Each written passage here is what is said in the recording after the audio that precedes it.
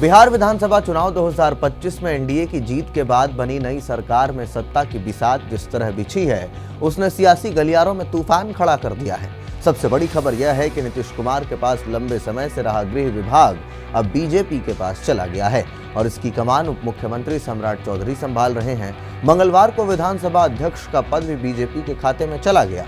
वरिष्ठ बीजेपी नेता प्रेम कुमार निर्विरोध स्पीकर चुने गए।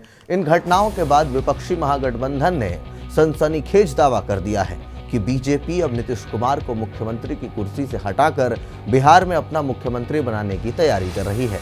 आरजेडी और उसके सहयोगी दलों का कहना है कि गृह, 2 उप मुख्यमंत्री और अब स्पीकर पद हासिल कर बीजेपी ने अपनी सरकार बनाने की दिशा में निर्णायक कदम बढ़ा दिया है।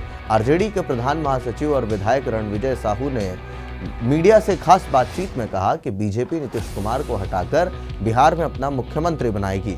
गृह विभाग भी जदयू से ले लिया। 2 डिप्टी सीएम बीजेपी के हैं। स्पीकर भी हो गया है। बीजेपी अब बड़ा भाई बन चुकी है। मध्य प्रदेश, महाराष्ट्र, हरियाणा, कई राज्यों में उसने यही खेल किया। बिहार में भी वही होने वाला है। महागठबंधन की सहयोगी party India equality party IIP के अध्यक्ष और विधायक आईपी गुप्ता ने भी यही बात दोहराई। उन्होंने कहा, नीतीश कुमार को कुर्सी से हटाकर बीजेपी अपना सीएम बनाएगी।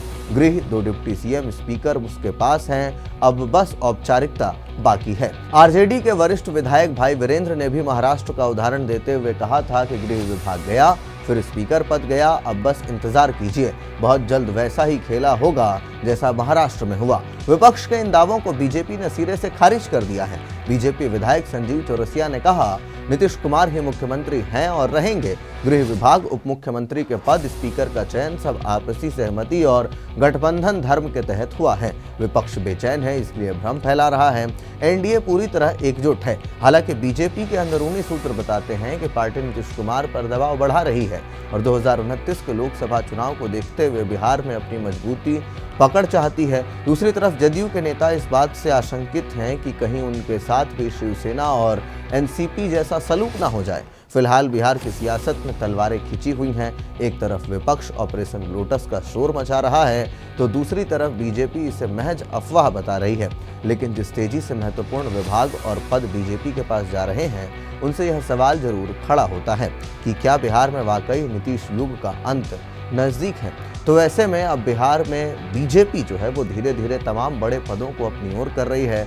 मगर इसमें एक और दिलचस्प बात है कि जो 5 बड़े मलाईदार मंत्रालय हैं, उन मंत्रालयों में से 3 मंत्रालय अब भी नीतीश कुमार के पास है, जिनमें सबसे ज़्यादा बजट होता है। तो ये चीज़ें जो है वो लगातार सवाल भी खड़ा कर रही हैं कि क्या नीतीश कुमार अब कहीं ना कहीं बैकफुट पर जा सकते हैं और बीजेपी धीरे धीरे सीएम की कुर्सी हथिया लेगी। आप क्या कुछ सोचते हैं? कमेंट बॉक्स में अपनी राय जरूर दें। तब तक के लिए दीजिए इजाजत। धन्यवाद।